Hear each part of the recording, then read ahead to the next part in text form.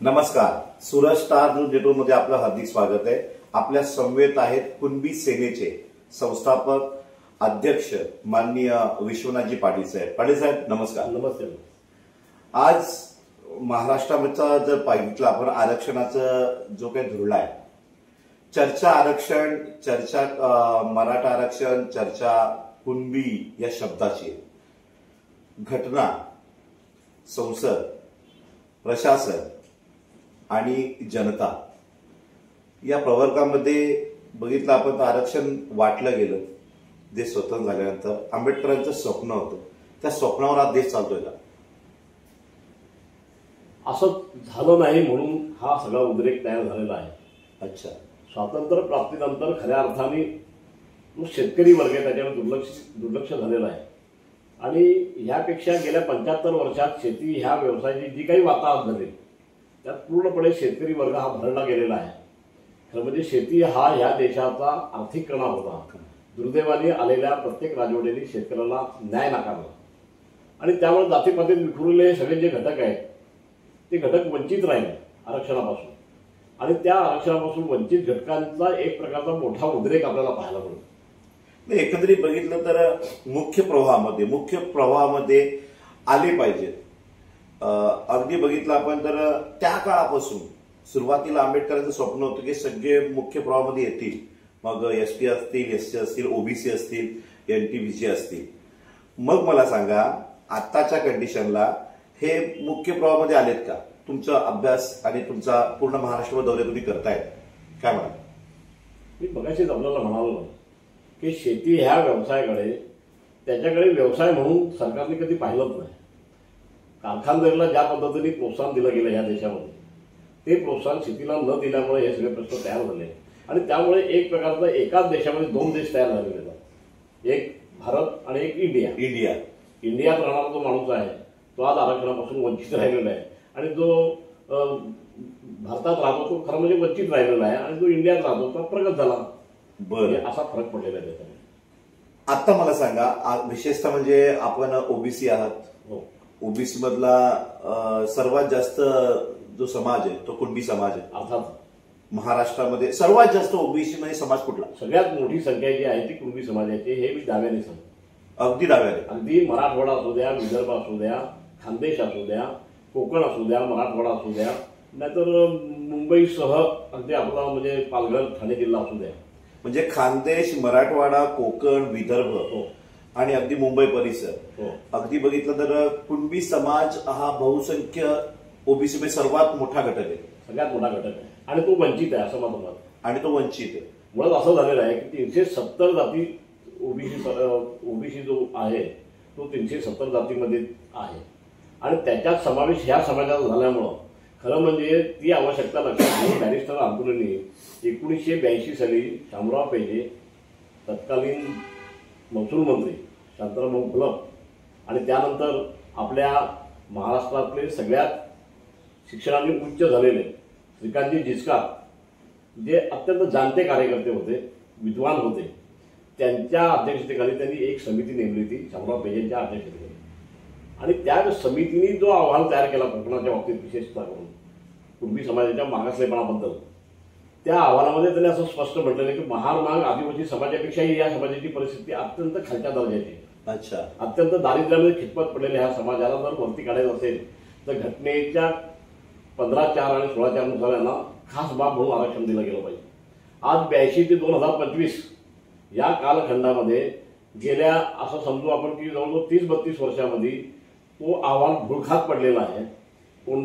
कोकणातल्या कुणब्याला न्याय मिळाला नाही. त्यामुळे गर्दीचे उच्चांक मोडणारे मोर्चे आम्ही केले, रेल रोको केले, रस्ता रोको केले, आझाद मैदान भरलेलं आहे. आज जरांगे जरी आझाद मैदान भरत असेल तर यापूर्वी आम्ही आझाद मैदान भरलेलं आहे. यापूर्वी आम्ही रेल रोको, रस्ता रोको ऐतिहासिक केलेले आहे आणि एवढं झाल्यानंतर सगळे मुख्यमंत्री कुणबी सेनेच्या व्यासपीठावर येऊन गेलेले आहेत. हे मी नम्रपणे सांगतो. पूर्ण महाराष्ट्रात सगळ्यांनी विषय समजून घेतलेले आहेत. शरद पवारांनी विषय समजून घेतला माझ्या व्यासपीठावर येऊन. त्याच्यानंतर स्वतः उद्धव ठाकरेंनी विषय समजावून घेतलेला आहे. स्वतः पृथ्वीराज चव्हाण साहेब तर अख्खं मंत्रिमंडळ घेऊन आले होते. मी भारतीय जनता पक्षामध्ये पूर्वी 25 वर्ष काम केलेलं आहे. गोपीनाथ मुंडेंच्या बरोबर, माननीय गडकरी साहेबांच्या बरोबर. त्यांना माझ्या कार्याची सगळी कल्पना आहे. त्यांना ह्या कुणब्यांच्या सगळ्या प्रलंबित प्रश्नांचीही जाणीव आहे आणि आज परिस्थिती अशी झालेली आहे की कोकणामध्ये कायमस्वरूपी रोजगार नसल्यामुळे लक्षावधीच्या संख्येने हे सगळे कुणबी बांधव मुंबईकडे ट्रान्सफर झालेले आहेत. आणि इकडे जव्हार लोखंडेमध्ये अशी परिस्थिती आमच्या ठाणे पालघर जिल्ह्यामध्ये. अच्छा. इकडे कायम स्वरूपामध्ये आदिवासींचं आरक्षण असल्यामुळे हा समाज पूर्णपणे भरडला गेलेला आहे. ही झाली कोकणाची परिस्थिती. त्याचबरोबर मराठवाड्यामध्ये अशी स्थिती आहे की तिथे वायदेशी नावाचा एक समाज आहे की ज्यांनी पानिपतच्या युद्धामध्ये भाग घेतला होता. त्यांना अजूनही कुणब्यांचे दाखले मिळालेले नाहीत. अच्छा. आणि एकीकडे जरांगे सरसगट दाखले मिळाले पाहिजेत, सरसगट सगळ्यांना दाखले मिळाले पाहिजे कुणबी. आणि मध्यंतरी शिंदे समिती स्थापन झाली. एकनाथ शिंदे मुख्यमंत्री असताना 56 लाख मराठ्यांना कुणबी असल्याचे दाखले दिले गेले. एक प्रकारे मागच्या दाराने येऊन ना ओबीसी होण्याचा जो प्लॅनिंग केलेला आहे हा चुकीचा आहे. हा आमच्यावर अन्याय करणार आहे. ऍक्च्युअली मराठा समाज आणि कुणबी समाजामध्ये रोटीबिटी व्यवहार चालत नाही. अच्छा. आम्हाला मराठा समाजातल्या कधीही मुली मिळत नाहीत किंवा आमच्या मुली केल्या जात नाही त्यांच्यामध्ये. हे एवढं अंतर आहे. आतापर्यंतचा इतिहास आहे. आतापर्यंत इतिहास आहे. आणि तो इतिहासाला डावलून जर काहीतरी होत असेल तर निश्चितपणानं एक अन्यायाची भावना लोकांमध्ये जबरदस्तरित्या आहे. मागच्या वेळेला ज्यावेळेला जरांगेंनी आंदोलनाला सुरुवात केली ती हिंसक पद्धतीने आधी केली होती. अच्छा. म्हणजे पोलिसांना मारलं गेलं, पोलिसांना दगडफेकीमध्ये शेकडो पोलीस त्या ठिकाणी जखमी झाले. त्याच वेळेला खरं म्हणजे जरांगेंना जर आवर घातला असता सरकारने त्यावेळेला मी पहिली मागणी केली होती की याच्यावर गुन्हा दाखल झाला पाहिजे. दुसरी गोष्ट अशी की ते बेकायदेशीर जे काय आंदोलन चाललेलं आहे, जे आंदोलन घटनेच्या चौकटीमध्ये बसत नाही, त्यावेळेस तुम्हाला पोलीस प्रोटेक्शन दिलं होतं. मला पोलीस प्रोटेक्शन होतं, अजूनही होतं. मी पोलीस प्रोटेक्शन नाकारलं कारण माझी दुश्मनी कोणाच्या बरोबर नाही, जरांगेंच्या बरोबर जराही नाही. गरीब आणि वंचित मराठा समाजाला आरक्षण मिळालंच पाहिजे ही कुणबी सेनेची भूमिका मी वारंवार आमच्या व्यासपीठावर मांडलेली. आम्हाला त्याच्याबद्दल सहानुभूती आहे. पण ज्याला त्याच्याकडून सरसगटची भाषा आली आणि सगळ्यांनाच कुणबी व्हायचं असं म्हटल्यानंतर बाकी काहीच राहणार नाही. आम्ही आधीच कुपोषित आहेत. आम्ही शून्यावर होतात. आरक्षणाच्या बाबतीत जर विचार केला गेला तर एकूण 27% जे आरक्षण होतं त्याच्यातून विजयंतीसाठी 7% काढलं गेलं. त्याच्यानंतर आमचा हा आदिवासी बहुल जिल्हा आहे ठाणे आणि पालघर जिल्हा, तुम्हाला कोकणच म्हणा, तर त्यावेळेला त्यांनी आदिवासी आमदार खासदारांनी एकत्रित येऊन त्यावेळेला 10% आरक्षण अजून काढून घेतलं. आम्ही आलो 9%वर आणि 9%वर आल्यानंतर परिस्थिती अशी का पेसा कायदा इथं आला. आज आम्ही शून्यावर आहोत आणि आम्हीच शून्यावर आहोत.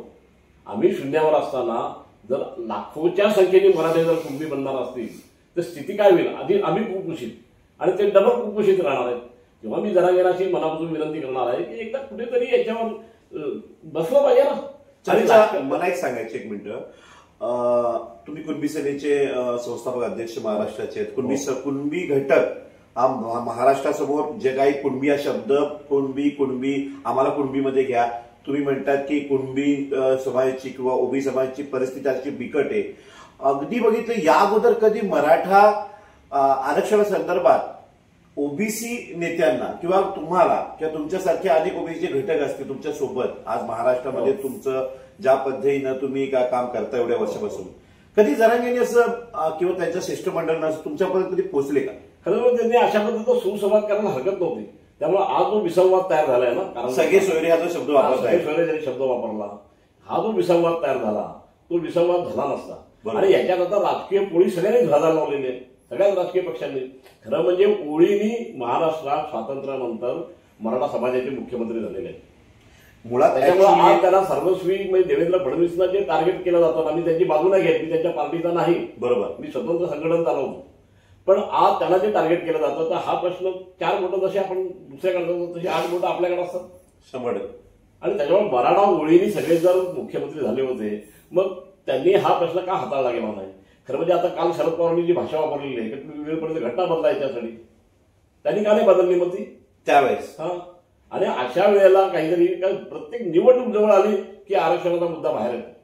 खरं म्हणजे जरांगेंनी हा समंजसपणे विचार केला पाहिजे किंवा त्यांचे जे सल्लागार आहेत त्यांनी पण विचार केला पाहिजे की 1955 सालापासून जे अनेक आयोग झाले, माझ्या अंदाजाने 5-6 आयोग झालेले आहेत, सगळ्या आयोगांनी हे आरक्षण फेटाळून लावले, घटनाबाह्य आहे म्हणून सांगितलेलं आहे.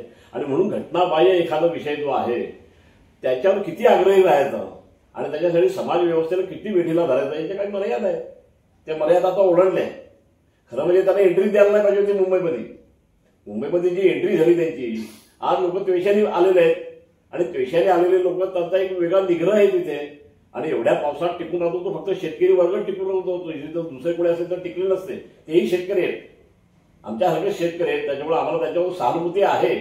पण जे घटनेत बसत नाही, जे कायद्यात बसत नाही, जे कोर्टात टिकत नाही, त्याच्यासाठी त्यांनी किती आग्रही राहिले त्याची काही मर्यादा आहे. आणि म्हणून सामंजस्याने मार्ग निघू शकेल. सामंजस्याने मार्ग निघू शकेल. विश्वनाथ पाटील, कुणबी सेना महाराष्ट्र राज्य अध्यक्ष, संस्थापक अध्यक्ष आमच्या समवेत या ठिकाणी आहेत. चर्चा करायला आतापर्यंत जरांगे पाटील आणि त्यांचं शिष्टमंडळ, जे काही मराठा आरक्षणाचे जे काही कमिटी असेल ते आतापर्यंत ओबीसी शिष्टमंडळ यांच्याही चर्चा करायला कधीच आलेली नाहीये. म्हणजे महाराष्ट्रामध्ये नक्की आरक्षणासंदर्भात लढा म्हणजे नक्की काय, हे मात्र एक प्रश्नचिन्ह राहत आहे. पाटील साहेब, तुम्हाला एकच विचारतो प्रश्न. ओबीसी घटक हा सर्वाधिक महाराष्ट्रामध्ये 370 जातीमध्ये हा आहे. आज महाराष्ट्रामध्ये ज्या 370 जाती आहेत त्या ओबीसी मध्ये आहेत. आणि म्हणून माझं असं म्हणणं होतं की ह्या लढ्याला जर धार आणायची असेल तर मुळात हा प्रबोधनाचा विषय आहे. कित्येक लोकांना आरक्षण म्हणजे ते कळत नाही. आणि अशा वेळेला त्या जातीच्या संघटनांना एकत्रित करून ओबीसीचं फेडरेशन बनवा, ही गोष्ट मी भुजबळ साहेबांना सांगितली होती. आता जरांगे पाटील सरकारकडे मागणी करतायत. अगदी माननीय मुख्यमंत्र्यांना आतापर्यंत या शब्दात आंदोलकांनी आतापर्यंत बोललेलं नव्हतं. ते बोलतात, पुन्हा माफी मागतात, शब्दही निवस घेतात. न्यायालयाने अगदी 1 दिवसासाठी परमिशन दिली, 5,000 व्यक्ती बसल्या पाहिजेत. अगदी शिस्तबद्धतेने 5,000 मराठी बसले. पण मुंबईमध्ये इतर जागेंवर किंवा जी ट्रॅफिक जाम आहे, आर्थिक राजधानी महाराष्ट्राची, बरोबर, संपूर्णपणे त्या ठिकाणी ट्रॅफिक मुंबईला नेहमी असते. कंट्रोलमध्ये पोलीस कार्य करतं. मला एक सांगा, आरक्षण दुसऱ्या वर्गामध्ये गेल्यानंतर मिळू शकतं का? आरक्षण न्यायालयात मिळू शकतं का? आरक्षण सत्ताधाऱ्याकडून मिळू शकतं का? की आरक्षण मुंबई बंदून मिळू शकतं? मुळात आरक्षण शैक्षणिक मागासलेपण आणि आर्थिक मागासलेपण ह्या विषयात दिलं गेलेलं आहे. त्याच्यामध्ये निकष ठरले आणि ते निकष ठरूनच त्यांचं हे जे मराठा आता जे आरक्षण मागून राहिलेले आहेत ते वारंवार आयोगाने का फेटाळलेलं आहे, वारंवार सुप्रीम कोर्टाने का फेटाळलं, वारंवार हायकोर्टाने का फेटाळलं, तर ते नियमात आणि कायद्याच्या कक्षेत घटनेच्या चौकटीत ते बसत नव्हतं. याच्यासाठी सगळं झालेलं आहे. मुळात याच्यामध्ये अशी परिस्थिती आहे की ह्या आंदोलनाला ज्या पद्धतीने ओबीसींनी धार आणायला पाहिजे, मुळात ओबीसीचं जे नेतृत्व आहे ते कालबाह्य झालेलं आहे.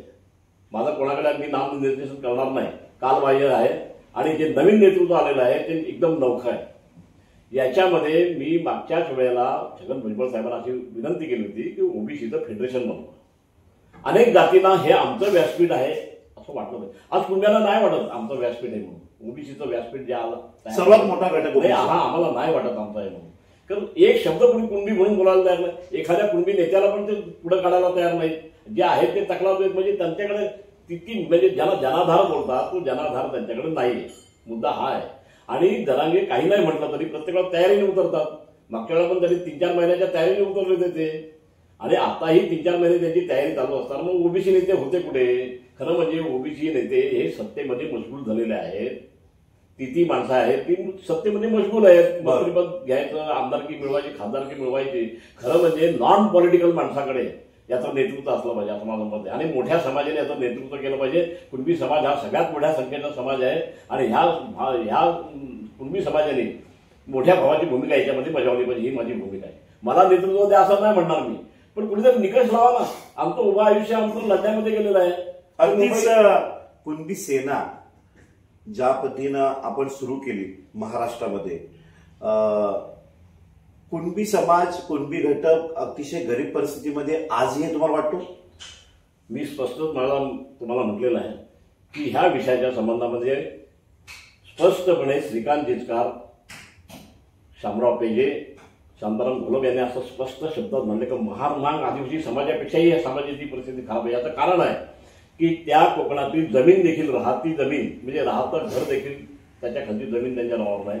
आजही लावतात ती जमीन त्यांच्या नावावर नाही. कोकणामध्ये ही स्थिती आहे. आणि अनेक कायदे करून कुळ कायद्याचा कायदा होऊन 1957 साली कुळ कायद्याचा कायदा बनला. म्हणजे ओबीसीतील सर्वात मोठा घटक कुणबी, आणि त्यांचे हे विषय प्रलंबित अजूनही आहेत. आज कोकणामध्ये कुणबी समाजाची सरासरी संख्या जवळजवळ 65 ते 70% आहे. 65 ते 70. त्यांचा एक लोकप्रतिनिधी राहिलेला नाही. त्याच कोकणामध्ये एक काळ असा होता की 7 आमदार आणि 2 खासदार ही कोकणातली परिस्थिती होती कुणबी समाजाची. पण आज कुणबी समाजाला कोणी वालीच राहिला नाही. अनेक राजकीय पक्षांमध्ये विखुरले गेल्यामुळे एक प्रकारे तुकडे तुकडे बनलेले आहेत. ते तुकडे एक संध करण्याचा मी प्रयत्न केला निश्चितपणानं, परंतु सगळ्याच राजकीय पक्षांनी कुणबी सेनेचा देखील वापर केवळ मतांसाठी केला. हे कटू सत्य मी तुम्हाला आज सांगतोय. ओबीसीचा सर्वात मोठा घटक सगळ्यात कुणबी सगळ्यात आणि कुणबी सेनेचा वापर फक्त सगळ्या पक्षांनी केला. सगळ्या पक्षांनीच केलेला आहे. सगळ्याच पक्षाचे नेते, भारतीय जनता पार्टी असेल किंवा काँग्रेस असेल, सगळे कुणीच सुटला नाही त्याच्यावर. कोणीच सुटलं आणि सगळे माझ्या व्यासपीठावर आहेत. मी त्यांच्या व्यासपीठावर नव्हतो. अगदी राहुल गांधी माझ्या व्यासपीठावर, पण त्यांनी मला तिकीट दिलं. अगदी मुख्यमंत्री तुम्ही या पालघर जिल्ह्यामध्ये वाडा सभा घेतली, त्यावेळेस सुद्धा तुम्ही मुख्यमंत्री आणले होतात.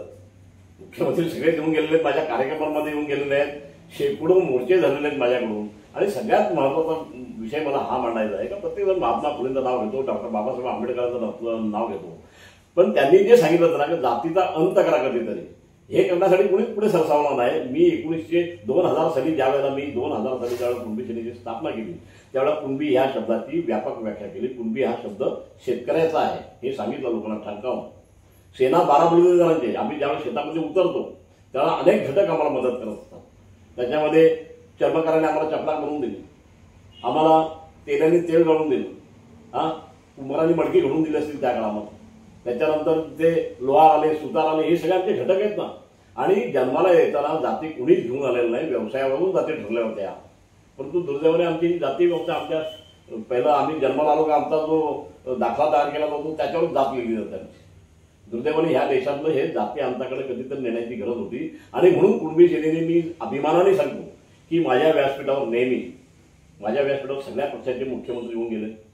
माझ्या व्यासपीठावर मार्क्सवादी कम्युनिस्ट पक्षासारख्या कर्मठ पक्षांचे नेते, म्हणजे वेस्ट बेंगॉलचे चीफ मिनिस्टर देखील माझ्या कार्यक्रमात आले, केरळचे मुख्यमंत्री देखील माझ्या कार्यक्रमात आले. अच्छा. आणि एवढं ते सर्वोच्च न्यायालयाचे न्यायाधीश पी सावंत ते देखील माझ्या कार्यक्रमात आले. दिबा पाटील साहेब आता ज्यांच्या नावाने विमानतळ आपण बनवायला लावलं तेही माझ्या व्यासपीठावर होते. कुठेतरी एखादा जातीच्या पलीकडे जाऊन आपण ज्यावेळेला विषय मांडतो त्यावेळेला निश्चितपणानं समाजातून त्याला निश्चितपणानं तसा एक चांगला सपोर्ट होतो, हे मी अनुभवलेलं आहे. मी जरांगेला हे म्हणणार आहे का एक सगळं त्यांचीच गरिबी सांगून राहिलेत. आणि आम्ही गरिबीच्या पलीकडे गेलेलो होतो. आज या कोकणामध्ये कुणबी समाजाची 70% जमीन विकली गेली, परवडत नसलेली जमीन केल्यामुळे. शहरात पोहोचले आम्ही, शहरांना पाणी दिलं आम्ही, शहरांना माती दिली आम्ही, शहरांना दगड दिले आम्ही. आज इथं एवढं मोठं वाढवण बंदर चाललंय, त्याच्यामध्ये त्यांना लागणारी माती, समुद्र बुडवायला लागणारी माती, तिथं नवीन मुंबई बसवायला लावली, हे सगळं आमच्याकडूनच चाललेलं आहे ना. अरे आमचं घेणार, आम्हाला देणार काहीच नाही का तुम्ही. त्याच्यामुळे जनतेमध्ये भयंकर अविश्वासाचा एक प्रकारचा हे निर्माण झालेलं, वातावरण निर्माण झालेलं. आणि हा स्फोट कधी होईल त्याचा भरोसा नाही. मी सरकारला इशारा देतो की आम्ही शांतपणे आहोत. जरा जरांगेंनी पण आता जरा थोडं शांतपणे घेतलं पाहिजे ना. तुम्ही उठून सगळ्यांना शिव्या द्यायला लागलो तर कसं झालं मग. अहो माझ्यावर ज्यावेळेला मी काही 2 गोष्टी चांगल्या सांगितलं तर माझ्यावर शिव्यांची लाखोली, मला शेकडो फोन धमकीचे. असं नाही चालत ना. संयमाने घेतलं पाहिजे. जनाधार आम्हाला पण आहे, आम्हाला पण मैदानं भरता येतात. आम्ही भरली मैदानं, आम्ही रेल रोको केलेत, रस्ता रोको केलेत. एका वेळेला मी कोकणामध्ये या संबंध बेदखलपुराच्या प्रश्नाच्या संबंधामध्ये मी रेल रोको आणि रस्ता रोको केला होता. त्यावेळेला कमीत कमी 2 लाख लोक रस्त्यामध्ये होते. 2 लाख लोक होते. सरकारला कसं बंदोबस्त करायचा हा प्रॉब्लेम पडला. मी त्यांना सगळं बाजूला करा पोलीस, मी करतो बंदोबस्त. आमच्या एकाही माणसाने दगड उचलला नाही कोणावर. मी आझाद मैदानामध्ये ज्या वेळेला जवळजवळ 1.5 लाख लोक घेऊन गेलो होतो. इंडियन एक्सप्रेसने दिलेला आकडा हा मी नाही सांगत. त्यावेळेला मला समाज जमला होता. जमला होता. आणि पोलिसांनी मार्क केलं का एकाही माणसाने कोणाला लुटलं नाही. शांततेच्या मागेला गेलो, शांततेच्या मागेला आमचे प्रश्न मांडले. मला मुख्यमंत्र्यांनी बोलवलं होतं. मी त्यांना म्हटलं की मी 2 लाख शेतकऱ्यांना घेऊन आलोय. महाराष्ट्र आमच्या बापाचा आहे, जमीन आमच्या बापाची आहे. मी का तुमच्या मंत्रालयात तुम्हाला हे करायला निवेदन घ्यायला तुम्ही या ना नम्रतेने. मला वाटतं विलासराव देशमुख त्यावेळेला मुख्यमंत्री होते, त्यांनी प्रतिनिधी पाठवले, मी निवेदन नाही दिलं त्याला. शेतकऱ्याची वाईट अवस्था जी आलेली आहे, शेतीचा जो दिवाळा वाजलेला आहे, पूर्ण दिवाळा असं नाही म्हणणार मी, शेतीला आज निसर्ग पण साथ देऊन राहिलेला नाही. एकतर खासगीकरण, उदारीकरणाचं शेतकऱ्याची अवस्था अतिशय कठीण अवस्था. मला एक सांगा, ओबीसी आरक्षणामध्ये कुणबी म्हणून आम्हाला घ्यावंच लागेल, कसं घ्यायचं काय मला माहित नाही असं जरांगे थेट म्हणतात मंचावरून आझाद मैदानात. ह्या देशात मला सांगा, देशाला कायदा आहे, संविधान आहे ना. असं हे आरक्षण 27% भाषा आहे ना, ही भाषा जी आहे ना, ही भाषा हुकुमशहाची भाषा येते त्यांच्या तोंडातून. बरं, चुकीचं आहे ते, चुकीचं आहे. माणसाने नम्रपणे बोलावं, ठीक आहे. पण तुम्ही जरा नियमात कायद्यात बसतं का नाही हे बघा ना. आपण लोकशाहीमध्ये राहतो ना. महाराष्ट्राचे मुख्यमंत्री त्यांना हेच म्हणत होते देवेंद्र फडणवीस की आम्ही द्यायला आताही देऊ पण ते टिकलंही पाहिजे संविधानाच्या चौकटीमध्ये. तर संविधानाची चौकट पार करून यापुढे ते आंदोलन आश्वासन अनुभव तुम्हाला फार ते जर एवढं सोपं होतं ना मग आधीच्या मराठा मुख्यमंत्र्यांनी हा निर्णय का केला नाही हा सगळ्यात मोठा महत्वाचा प्रश्न आहे आणि याचं उत्तर त्याला द्यावंच लागणार. पण विषय टांगून ठेवायचे आणि लोकांना लढवायचा हा धंदा खोटा आहे. जात नियम जनगणनेबद्दल आपलं मत काय? आता जात नियम जनगणनेचा निर्णय केंद्र सरकारने केलेला आहे, मोदी सरकारने केलेला आहे. आता चांगला निर्णय आहे पण तू त्यांची अंमलबजावणी व्यवस्थित केली पाहिजे. आणि खरं म्हणजे जरांगेंनी त्याला थोडासा जरा सबुरीने घेतलं पाहिजे. जात न्याय जनगणना होऊन जाऊ द्या नंतर बसू आपण सगळेजण काहीतरी काही प्रेक्षक.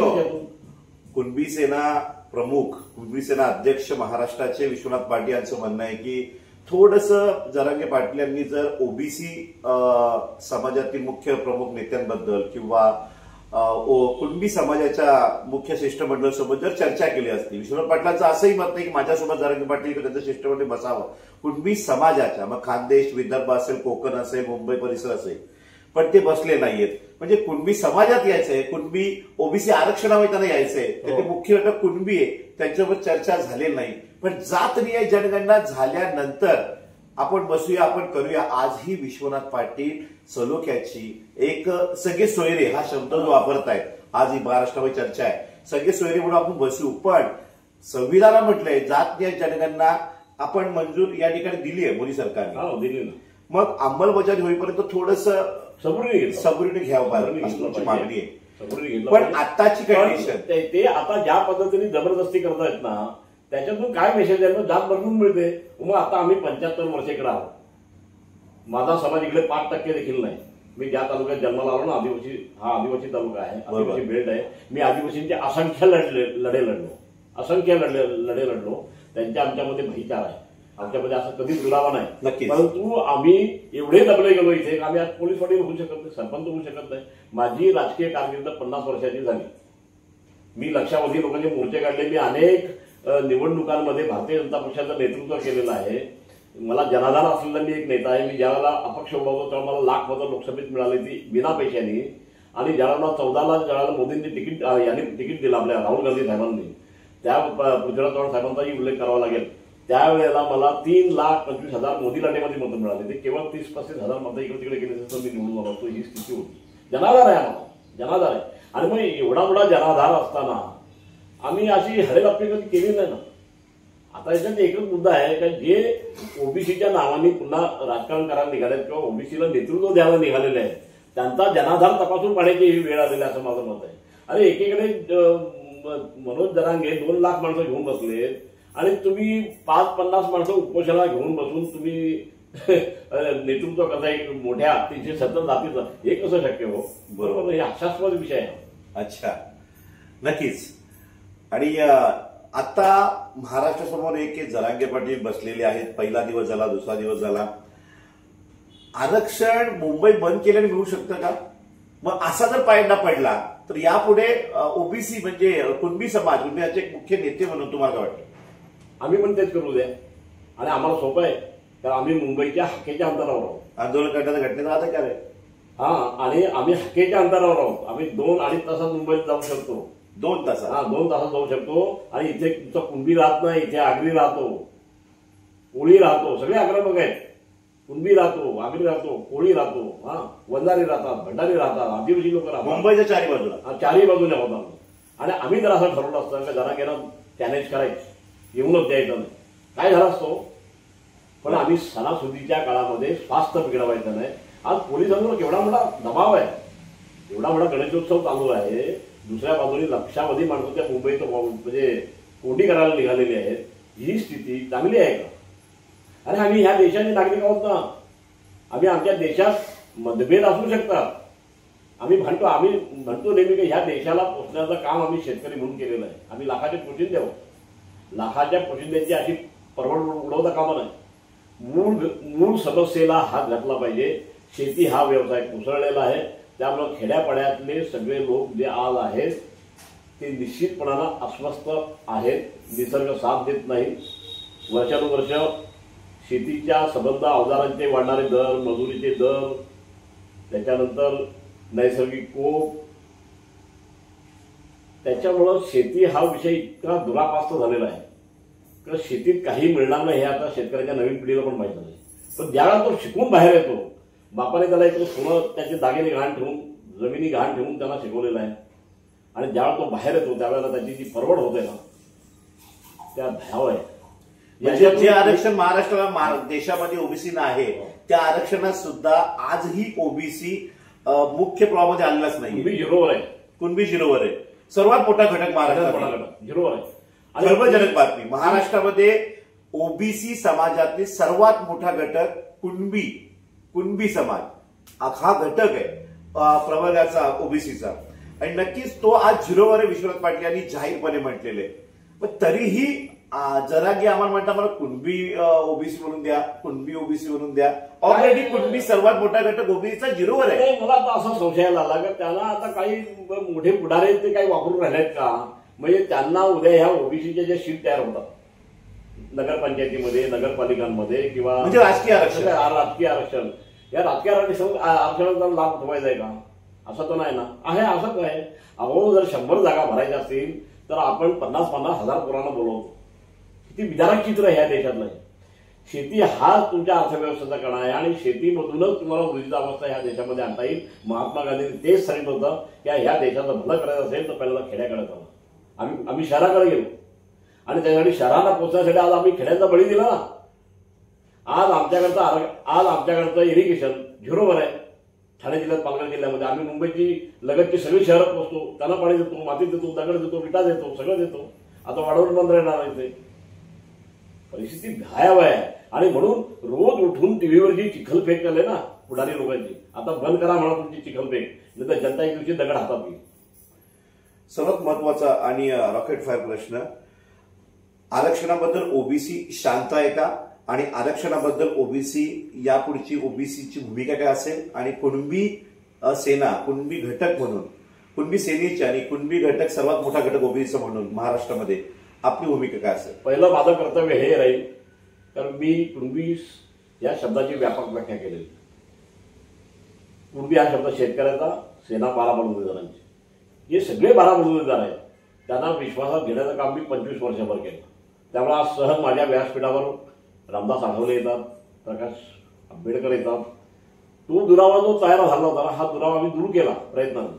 आता याच्या पुढच्या काळामध्ये आज मनामध्ये तुमच्या खतखत अस्तित्वाच्या लढ्यामध्ये, या अस्तित्वाच्या लढाई हे सगळे वर्ग एकत्र केले पाहिजे. दुसरी कुणब्याची लढाई नाही होणार. आरक्षणाला धक्का लागू शकतो का? हो, लागू शकतो. लागला तर लागणार ना. आता मी तुम्हाला सांगतो ना, याला जर कुणब्याचे दाखले दिला तर ऑटोमॅटिक ओबीसी होतात ते, आणि ओबीसी आले का ओबीसीच्याच आरक्षणाला धक्का लागतो. आणि मग सरकारचं म्हणताय की ओबीसीच्या आरक्षण न धक्का लागता असं आम्ही काहीतरी समिती नेमतोय. आता शरद पवार म्हणतात घटना बदलायची म्हणून. त्यांनी का घटना बदलली नाही, एवढं सोपं आहे का ते घटना? शरद पवारांनी सत्तेत असताना एवढ्या वर्ष सत्ता भोगली, घटना का बदलली नाही? विश्वनाथ पाटील, ओबीसी सर्वात मोठा घटक कुणबी आणि जे प्रमुख या ठिकाणी मात्र यांचा सवाल आहे. त्याची कारणं काय असतील? कारण आज काही लोकांमध्ये जागृती नव्हती. काँग्रेस पक्ष प्रबळ होता, मतं मिळत होती. आज असं नाही राहिलं. पक्षही अनेक वाढले. एकेका पक्ष, आता शिवसेनेचे 3 तुकडे झाले. एक तुकडा आहे शिंदेकडे आहे, एक तुकडा उद्धव ठाकरेंकडे आहे, दुसरा तुकडा राज ठाकरेंकडे आहे. राष्ट्रवादी 2 तुकडे उडालेले आहेत. आणि मग हे मोठ्या संख्येचे जे समाज असतात तसा कुणबी समाज आहे. म्हणजे कुणबी समाजात संघटन का होऊ शकत नाही, तर त्याचं उत्तर हे आहे की आम्ही सगळे पक्ष चालवायला निघालोय आणि सगळे पक्ष आम्हाला वापरून घेतात. हे आता आम्हाला पण ताक फुंकून पिण्याची वेळ आलेली आहे.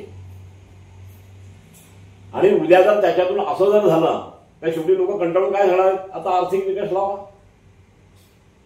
आर्थिक विकासामध्ये आरक्षण, असाही विचार येऊ शकतो पुढे, असाही विचार पुढे येऊ शकतो. म्हणजे यापूर्वी क्लास आणि कास्ट होतं. हो, ते आता ते जी घटना बोलते, बाबासाहेबांनी तेच म्हटलं होतं की मुख्य प्रवाहामध्ये ते आले पाहिजे, तो प्रवाह निर्माण झाला पाहिजे. असं आहे का शेवटी आता आपण जे आरक्षण दिले त्या आरक्षणातून जे सक्षम बनलेत ना त्यांची एक लिस्ट तयार करा, त्यांचं आरक्षण काढून घ्या काढून.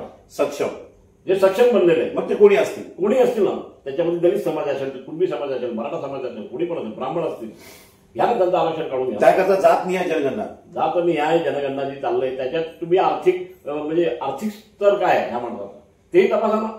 बरोबर. आणि ज्यांनी म्हणजे जे वेल एस्टॅब्लिश लोक झालेले आहेत त्यांच्या पोराला पण आपण आरक्षण देऊन राहिलो आहे.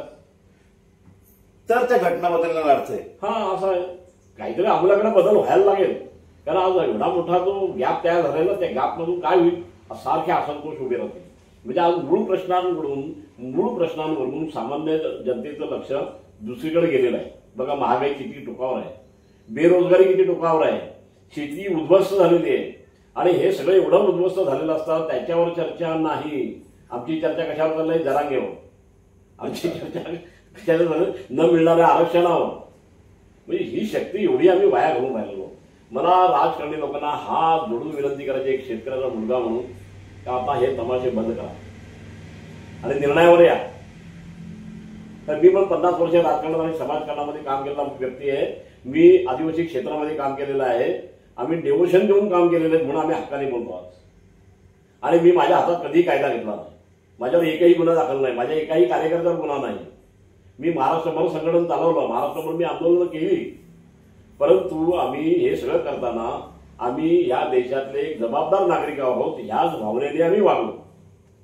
तसंच जरांगेंनी वागावं असं माझं मत आहे. तर यात्रा निघाल्यानंतर, जत्रा निघाल्यानंतर हौचे नवचे गवचे सगळे येत असतात, आम्ही पाहिलं. नक्कीच धन्यवाद. आपले खूप आभार असते सुरेश नेटवर्क. आपल्या समवेत आज गप्पा मारला, चर्चा करायला खूप मजा आली, खूप चांगल्या पद्धतीनं आणि अगदी हसत खेळत आपण जी उत्तर दिलीत, अनुभव सांगितलेला. महाराष्ट्रात सुद्धा हीच उत्तरं हवी होती. ओबीसी प्रवर्गातील मुख्य घटक महाराष्ट्राचे सर्वात मोठा घटक कुणबी, आणि या कुणबी समाजातील कुणबी सेनेचे प्रमुख संस्थापक अध्यक्ष विश्वनाथ पाटील आज आपल्या समवेत या ठिकाणी सूरज स्टार न्यूज नेटवर्कला जोडले होते. पात्र ऐकत राहा. मी पत्रकार सूरज पाटील. धन्यवाद पाटील. धन्यवाद.